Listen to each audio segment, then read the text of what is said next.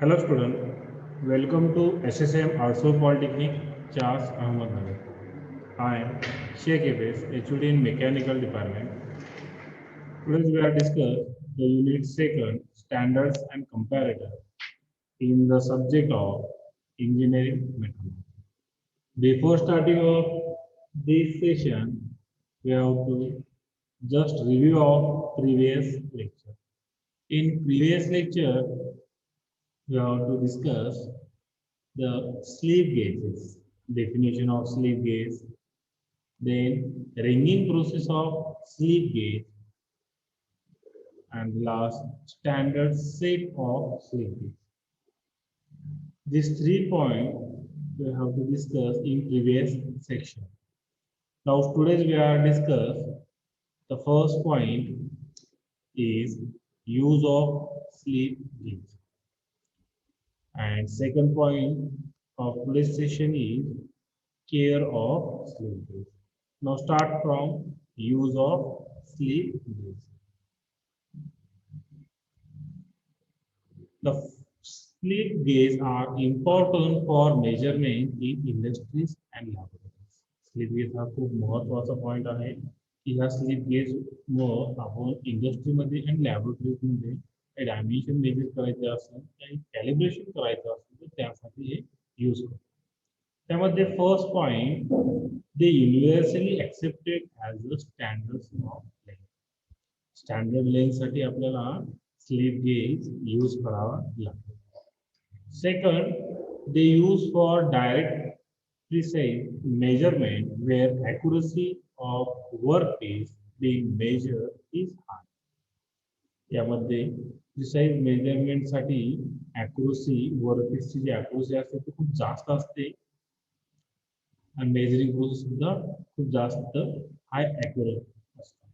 त्यामुळे आपण sleep gauges maximum use करतो डायरेक्ट एखादी व्हॅल्यू मेजर करण्यासाठी.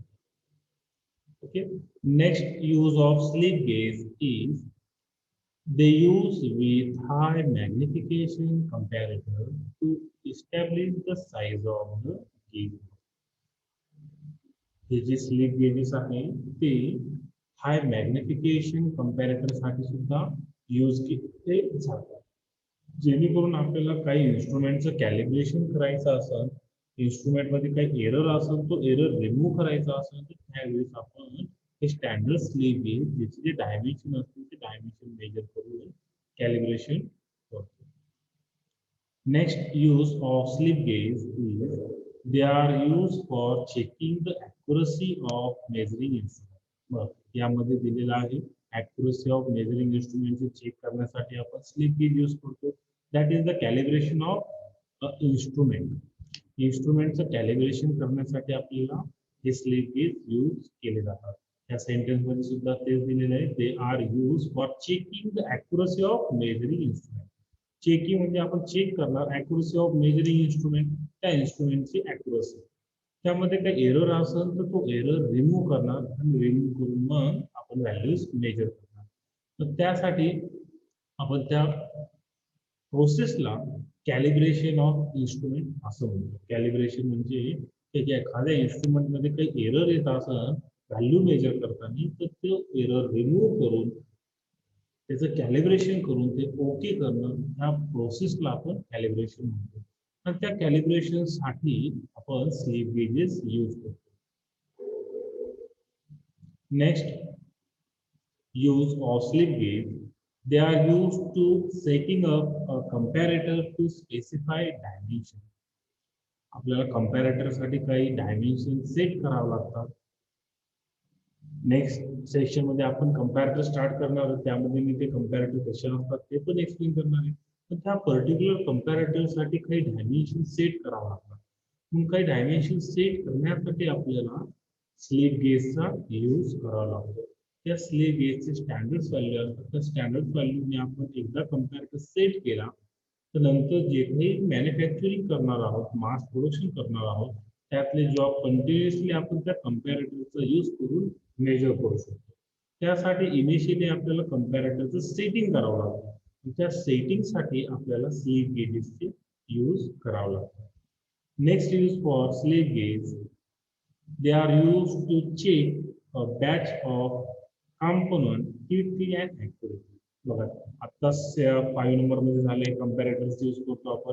सेम त्या कंपॅरेटरनेच आपण बॅच ऑफ कॉम्पोनंट म्हणजे बॅच ऑफ प्रोडक्शन म्हणजे mass of production number of quantities मध्ये आपण जर प्रोडक्शन केलं तर क्विकली आपण त्या मेजर करू शकतो ते प्रॉपर डायमेन्शन मध्ये आहे की नाही आणि ते ॲक्युरेटली करू शकतो. त्यासाठी कंपॅरेटर एक इन्स्ट्रुमेंट आहे. ते इन्स्ट्रुमेंट आपण आधी सेट करणार. सेट करण्यासाठी आपण स्लिप गेजचा यूज करणार.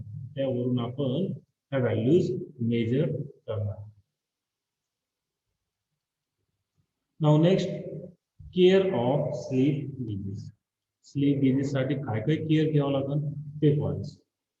Following points should be kept in mind regarding the care of sleep gauge. Sleep gauge साठी आपण खाली काही पॉइंट आहे ते घेणार आहे. त्यामध्ये first point, as far as possible, sleep gauge should be used in air conditioning room, free from dust and maintain constant temperature.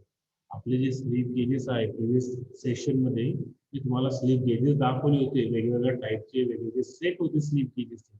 ते स्लीप गेजेस जे आहे डायमेन्शन आपण रनिंग प्रोसेसने अटॅच करून इन्क्रीज करतो. ते स्लीप गेजेस प्रॉपर रन होण्यासाठी proper dimension दाखवण्यासाठी त्यामधला एरर जो आहे तो एरर रिमूव्ह होण्यासाठी त्याच्यात काही प्रिकॉशन घ्यावं लागतं, काही केअर घ्यावं लागतं. त्यामध्ये पहिली केअर काय आहे की जी स्लीप गेजेस आपण कोणत्या एखाद्या ठिकाणी प्लेस करतो ती एअर कंडिशनिंग रूम पाहिजे.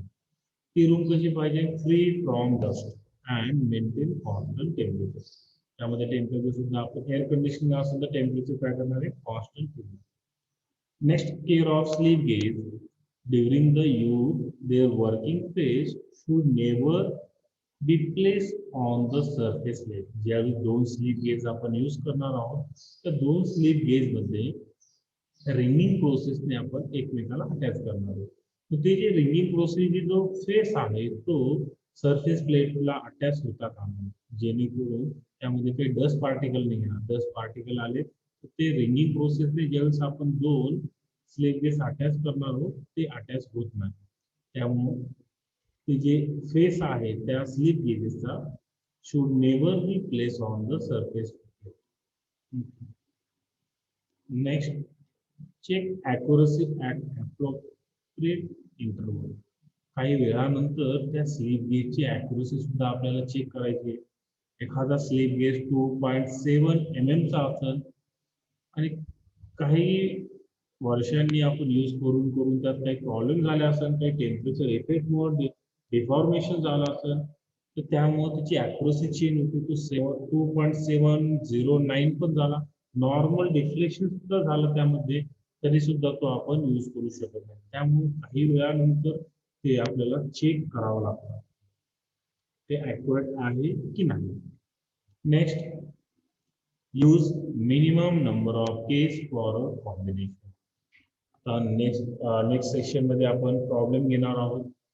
त्या सेशन मध्ये प्रॉब्लेम मध्ये काही व्हॅल्यू दिलेल्या असतात. त्या व्हॅल्यू नुसार आपल्याला स्लीप गेजचा कॉम्बिनेशन करून सेट तयार करावा लागतो. मग त्या कॉम्बिनेशन मध्ये minimum number of gauges use करून तो कॉम्बिनेशन कम्प्लीट करायचा असतो. नंबर ऑफ स्लीप गेज जर आपण जास्त यूज केले तर त्यामुळं तो सेट आहे तो ब्रेक होण्याचे चान्सेस असतात. त्यामुळे आपल्याला मिनिमम गेजेसचा यूज करावा लागतो कॉम्बिनेशनसाठी. Next right together in correct manner. Correct manner मध्येच आपल्याला त्या व्हॅल्यू स्लीप गेजेस घ्यावं लागतात. Next use 2.5 mm protector slip whenever possible. Minimum 2.5 1 1.5 2 याप्रमाणे काही स्लीप गेजेस असतात ते प्रोटेक्शनसाठी आपण यूज करू शकतो. प्रोटेक्शनसाठी म्हणजे जो आपण सेट तयार केलेला आहे त्या सेटच्या टॉपला आणि बॉटमला ते प्रोटेक्टर स्लीप गेज अटॅच करायचे, जेणेकरून आपलं टोटल कॉम्बिनेशन तयार होईल. आणि ते प्रोटेक्टर स्लीप गेज अटॅच केले टॉपला आणि बॉटमला, त्यामुळं तो स्लीप गेज टॉपला आणि बॉटमला अटॅच केल्यामुळे जिथं आपण ज्या प्लेसला ठेवणार आहे तिथल्या डस्ट पार्टिकल तो प्रोटेक्टर असल्यामुळे खराब होणार नाही. Next care of slip gauge. When not in use, the slip gauge should be kept in their respective position in the gauge box. The slip गेजचा जो गेज बॉक्स आहे जो प्रिव्हियस सेशन मध्ये तुम्हाला दाखवला होता त्यामध्ये पर्टिक्युलर डायमेन्शनचे स्लिप गेज पर्टिक्युलर बॉक्स मध्ये त्या स्लॉट दिलेले असतात तिथं प्रॉपरली पोझिशनने आपल्याला ठेवावं लागतं. Next, before ringing the block together, ensure that their face are perfectly clean. ज्यावेळेस आपल्याला स्लीप गेज एकमेकाला अटॅच करून कॉम्बिनेशन तयार करायचं असेल एखाद्या डायव्हिशनचं त्यावेळी स्लीप गेज आपण रिंगिंग प्रोसेसने अटॅच करतो. Before wringing the block together ensure that their face are perfectly clean. Wringing प्रोसेसच्या आधी आपल्याला त्याचे फेसेस जे आहे ते परफेक्टली क्लीन करून घ्यायची आहे. Next care, gauge should not be wrong together over an open gauge box due to possibility of accidentally drop of any gauge on several gauges placed in the box and could be damaged.